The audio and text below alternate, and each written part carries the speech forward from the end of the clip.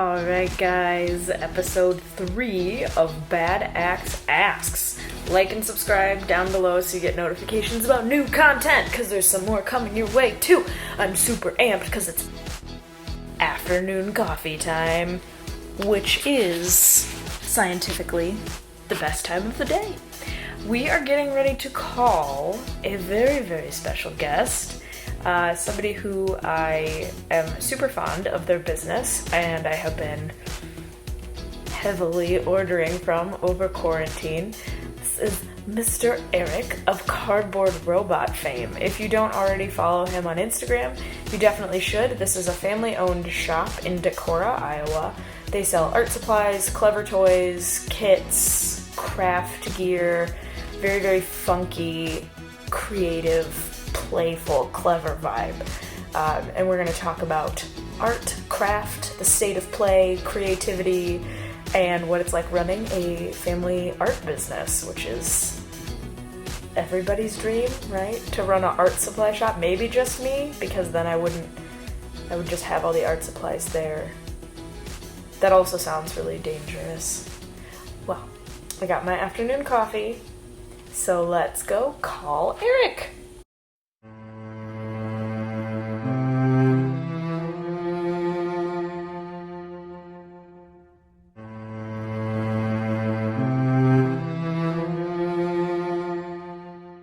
Missing all the good stuff already. All right, awesome. How have you been? Good, fine, everything's great. What could be wrong? The joke is that everything has become a drug deal. Yes, dry drops only. I yeah, right. Like I needed a bike part from a friend of mine who runs a bike shop, and he's like, if you put a check in the mailbox, I'll put the thing in there too, and it's just okay. I know like all my drug dealing skills are definitely coming into play now. Yeah. My many drug dealing skills. So we're gonna back up a second, aside from me incriminating myself. How about you introduce yourself and talk about the shop a tiny bit? Sure. So my name's Eric Sovern, and my wife Shannon Horton and I, but it's 2.5 years ago now, started a store that is you can call it a lot of different things. Making stuff store is one of the easy ways to say it. The hard way is, an art supply, smart toys, cool paper store.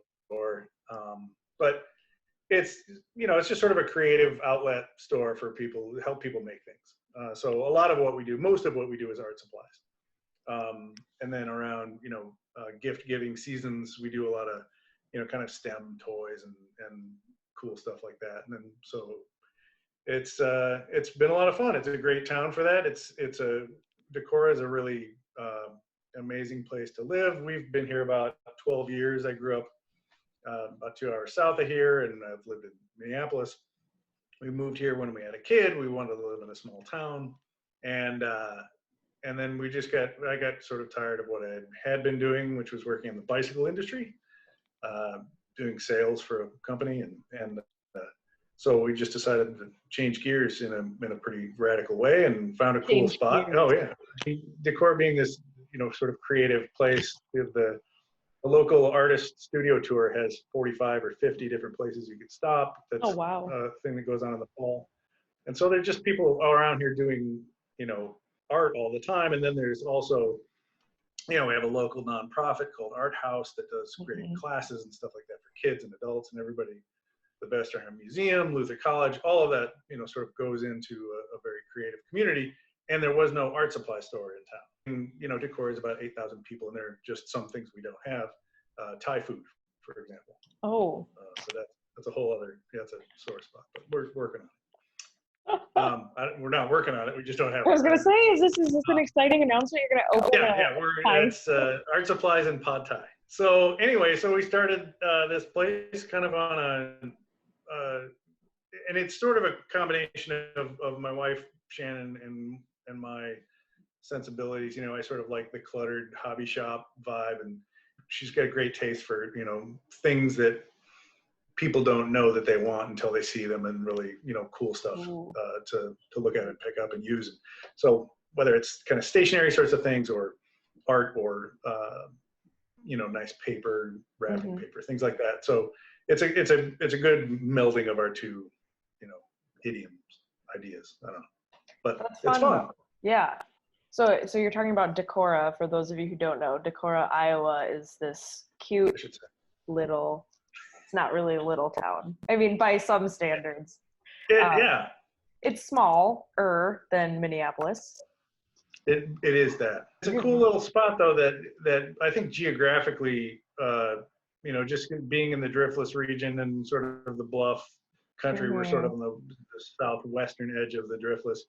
And because of that, it's sort of hard to get places. And so a lot of people in counties around us shop here in Decorah, even though there's no Home Depot, there's no Target, there's no, there's a Walmart on the edge of town, and that's about. Decorah is the big city for this. Yeah, it is. It's kind of the place where people go from communities around here, and right. So I don't know. It's just I think it's there. But geography plays a big part in why it's sort of an economic hub. But it's also then being a college town, and there's weirdos, and there's there are farmers, and there's all there's a great mix of people that live here, and so it makes it a really kind of vibrant place. And it's a place where people still walk around downtown and shop.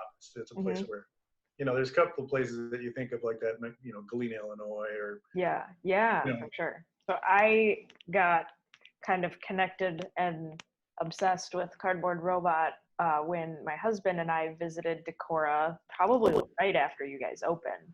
It was pretty shortly. I remember it was like I was still figuring out how to do it. I still. Yeah, well, it's no fun if you have everything figured out. That's what I've learned. That's what I've learned in life. You have to just jump off a cliff and hope there aren't sharks. Yeah, every morning. Every morning, yeah. Getting out of bed is jumping off a cliff. So Decorah is this really unique blend. Like you said, it's got a lot of professional artists that live in the area. And then, there's college kids, there's farmers, there's the typical, stalwart Midwestern townies kind of situation. Very much. So with your unique customer base, what is one of the most surprising creations you've seen brought in by a customer? Well, they brought me a picture, so I can't say that I actually brought it in. Okay. Yes, demonstrated by a customer. One of the great things that we carry is they're cardboard screws from a company called Make Do. And they're an Australian company, and it's great stuff. It's super open-ended. You can it's that thing that if you ever tried to actually build something with cardboard and you use tape or some other method, it falls a little bit short. And this stuff is great because it's a screw and it works. You poke a hole and screw these things in, and kids get it right away. They understand how to do it. And a lot of times adults will look at them and say, well, where are the instructions? Where are the plans? And there aren't any, which is great. It's just sort of like, this is how you do it. Now go make something. Right. And it was early on, I think, in us being open, that somebody came in and they said, oh my God, I got to show you this. And they had come in before a couple times, and they had bought some of these. And their kid had basically taken this room, like a spare bedroom or the basement or something, and they'd made it into a hive.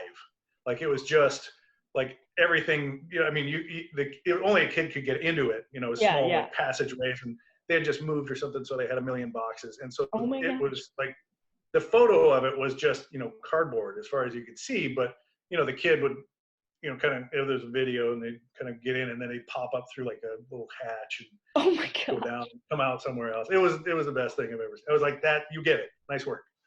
That's well done. Awesome.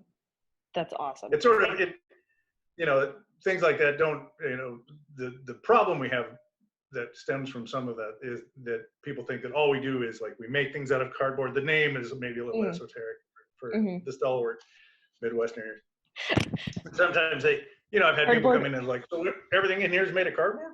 Cardboard robots are too esoteric for Midwesterners. Well, yeah. And it is, the idea was it's that thing that you make when you go down to the basement with a kid and all right, let's make something weird. Yeah. And that's how kind of the whole thing started. And it's still there, but it's it's so many things that people make. You're just like, I have 3 questions to ask you, which I sent them like 5 minutes ago to you. So Yeah, sure. I got a lot of time. you've definitely read them already. The state of creativity and play and creative expression in the Midwest specifically. How do you feel about that, being somebody who's working in the front lines of creative expression and play? I think the state of it is great.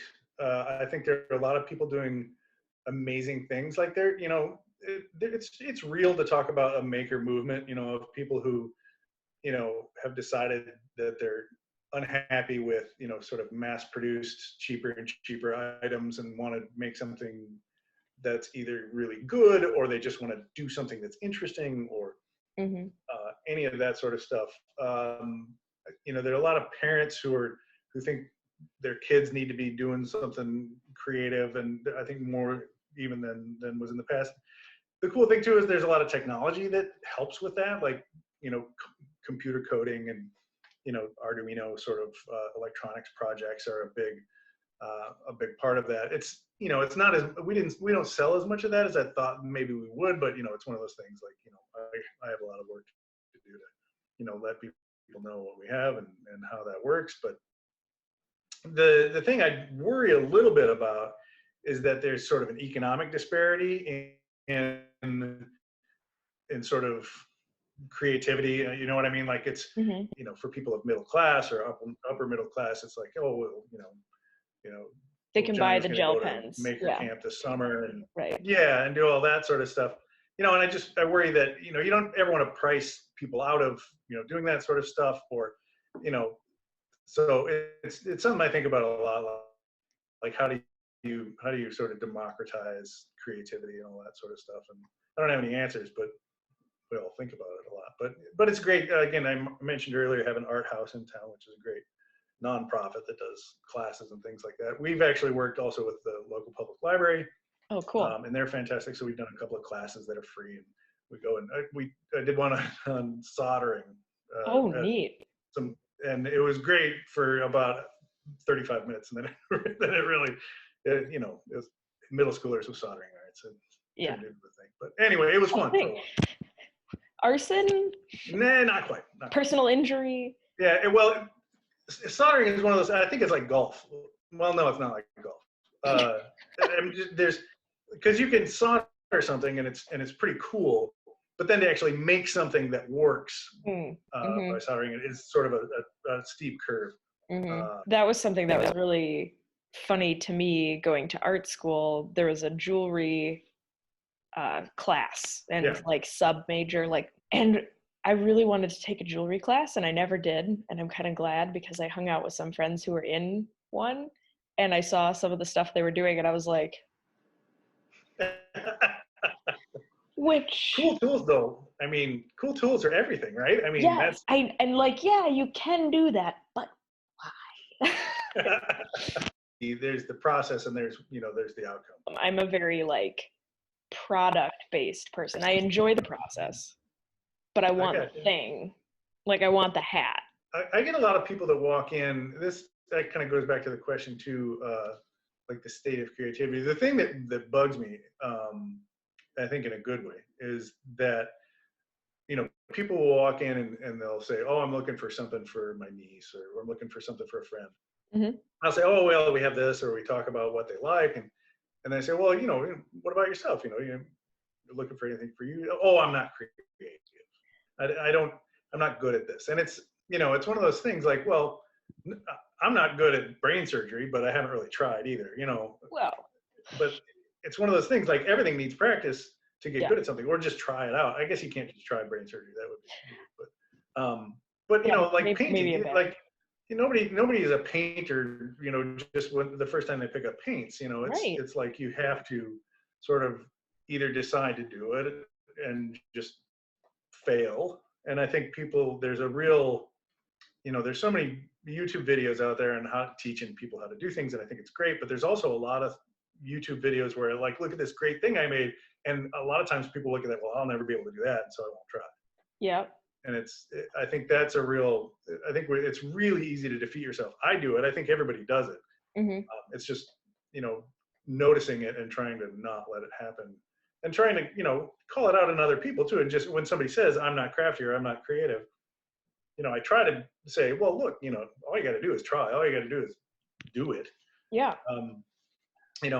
This period in the last couple of weeks, the oddness that has been going on there, we have an art supply store. That's pretty cool. Like, I can bring some things home and be like, hey, let's try this. Yeah.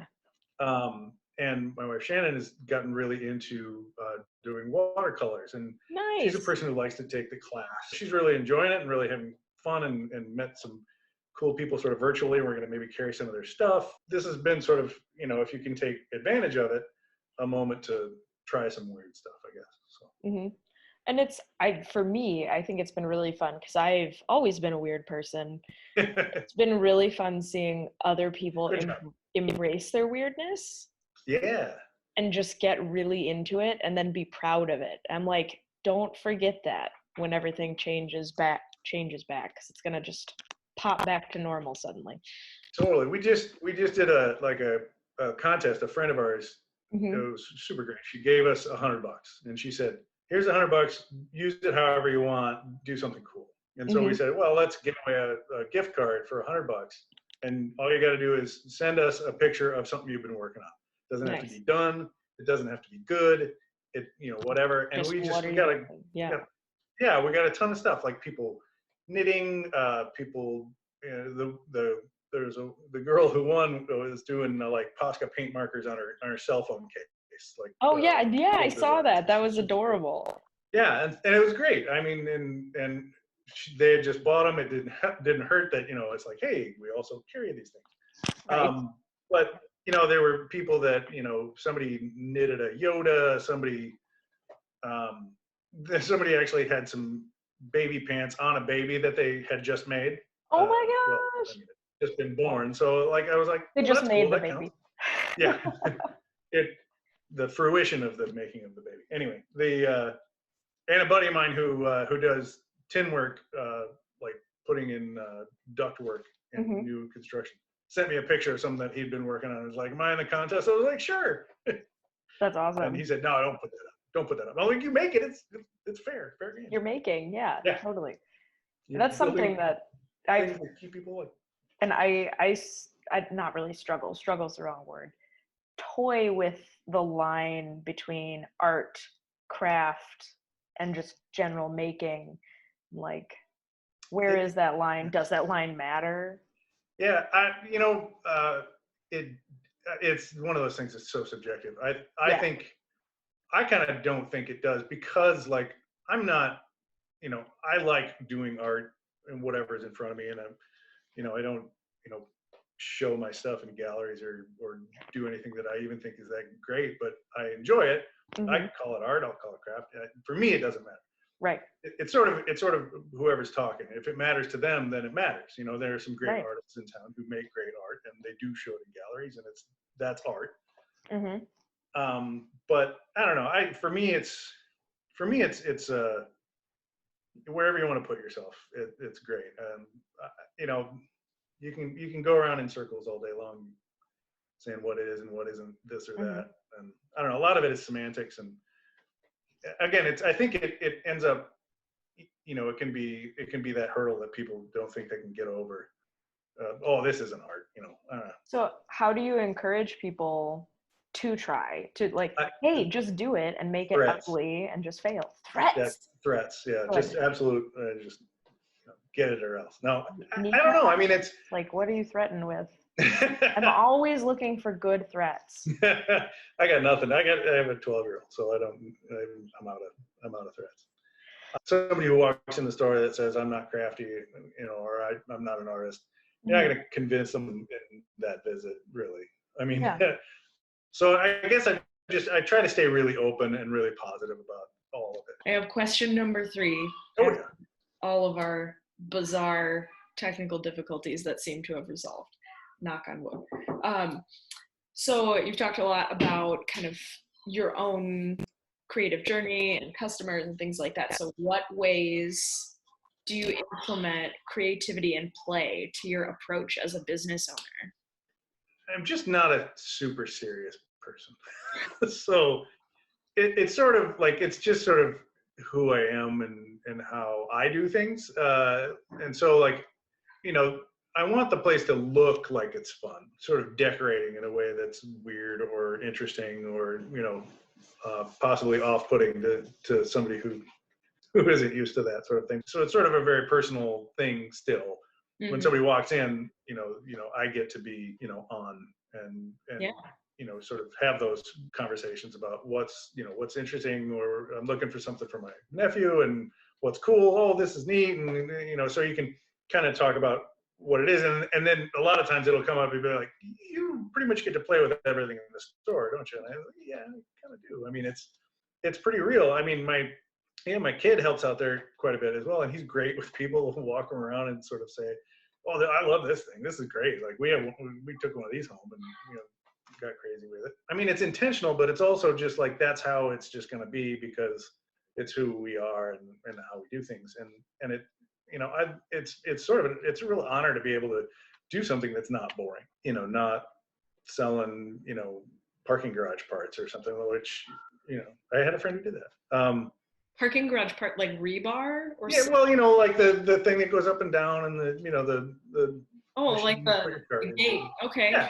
I mean, that's real stuff. And it's, you know, I don't mean to Yeah. denigrate that work. It's, you know, there's a lot of cool stuff, but you know, this is, you know, fun for me, and I get to do weird stuff. So, so yeah, I guess it's just, you know, trying things out and, you know, I've most of the art that I've done in my life up until this point has been sort of more in the drawing sort of universe. And so like really in the last 2.5 years, you know, trying out painting is something that I've been doing, which is, you know, color is such a baffling mystery. And people who are really good with it, you know, I have so much more respect for, because it's a whole other thing. You know, I can draw something to make it look like whatever the thing is I want it to look like. But you throw color in there and I'm just, you know, I'm a kid, you know, just, oh, okay. Why did you betray me? Getting out a color wheel, like which one is okay there. And, you know, part of what I try to do is learn things along the way as well. You're very lucky that you get to run a business, and a lot of business owners they're able to run a business and be successful being their authentic, weird, natural selves, which is amazing. Yeah, I think, you know, you think about when we were this was in the idea phase, there were a lot of places that, you know, I would keep in my mind, and one of them that is, I think, really important for me is, and maybe you've been there, I hope so, but Axeman up in the Twin Cities. Oh my gosh, yes. Yeah, I mean, Axeman is, I mean, it's, for people who don't know, it's all, you know, surplus kind of stuff, but it's just such a funky place, and just everything. I'm so glad you brought that up. Yeah. Because I found that place on the internet during one of my forays into the cities for like a fun weekend with my husband. And I told him, I'm like, we have to go to this place because the internet says it's cool. And he's like, what is it? I'm like, it's called Axeman. And he's like, the internet don't lie on that. It did not lie. And I've tried to explain it to other people and like find demonstrations of it that like do it any sort of justice. Yeah. It's like, well, you know, here's a bucket of glass eyeballs, and here's a bucket of chicken heads. Like, it blew my mind because like we're walking through and it's like for people who haven't been there, it's like a labyrinth. Oh yeah. It's Did you go to the one in St. Paul, like on University? Yeah. The original one? Yeah. Yeah. And like all their signs for like prices are amazing. They're these beautiful, like weird hand-drawn arts. I actually, like the whole time we were in there, I was hyperventilating because like every single one of the signs, like the first few that I saw, I felt like was an inside joke directed straight at me. Because one of them was this really obscure web cartoon that a lot of my friends and I got into in college, Duralius and Associates, if anybody wants to look that up. Yeah, it's super, super weird. Then there was one of the characters from it. I was like, these are my people.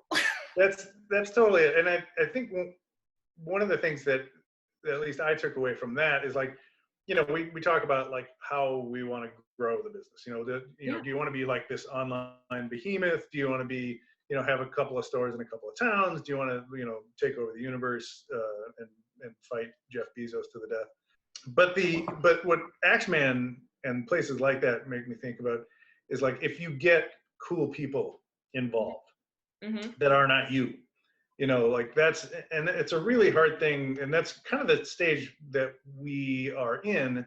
That's the thing that I think Axeman has so well, is like, you get weirdos and they make weird stuff, and then they feel like an ownership of the place, and then they add their weirdness to the thing. And that would be ideal, is to have something like that. Like, I mean, that place is like it definitely has that kind of vibe. All the people who worked there were just having a great time.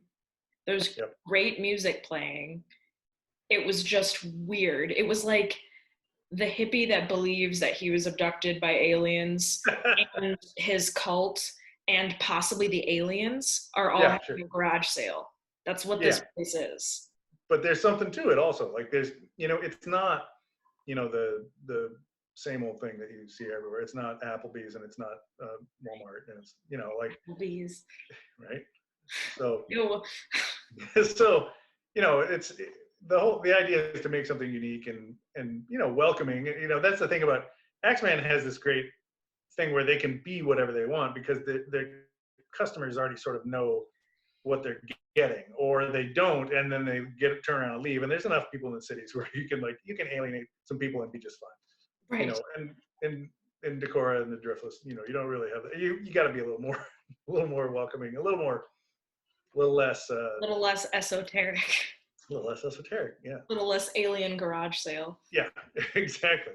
That's maybe we'll have the alien garage sale basement or something. Like, oh my gosh. It'd be the secret. You say the secret word, you get to go. Oh my gosh. Like a speakeasy for weird crafts. That's very cool. Well, thank you so much. Anything else you want to say to the fantastic people of the internet? Keep shopping local. Yes, absolutely. It's it's important. It means something. Some of us are still paying our part-time employees even though they're not working. And you can shop online. I'll have links below for Cardboard Robots shops and social media. Every now and then, Eric will post like a video tour of what's up at the shop. Yeah, I got to do some more of those. That was somebody actually hounded me about that. They're like, I don't know what's in your store. And I was like, oh, okay, here. Yeah, and those are neat, super cool. If nothing else, kind of get inspired for everybody's gonna go flocking to Decorah as soon as this opens up, right? Yes, when it's safe to do so. Yes. Come back. When it's safe to do so. Whenever that is. Next week, 8 weeks, 20 years. Stop. No, don't say that. Well, all right. Until then, you can engage with them virtually or just do what I do and message him on Instagram and say, do you have paper and can I have it? But I really got to keep on my toes, because it's like, which is an email every method? What would you rather have people do? Whatever happens, however you want to get it to me, it'll happen. Okay, cool. Well, check them out. They've got lots of cool stuff to feed your probably not your sourdough starter obsession, but your... Oh, I started that, by the way. Did you? I didn't start that, but I started doing that. A friend of mine. I'm totally in it. Oh, sourdough bread. Love it. It's good, though. I can smell it. Like, I think... Well, thank you for your time. Thanks for thinking what we do is interesting. I appreciate it. It's super interesting. Have a good rest of your day. All right. Thanks a bunch. Bye. Bye. Just edit out anything I say. Yeah, by the end of this, I'm going to be talking to the Queen of England, not you. Just do the wave. Do the wave. Yes. Having a very stimulating conversation about art in the colonies. In the colonies.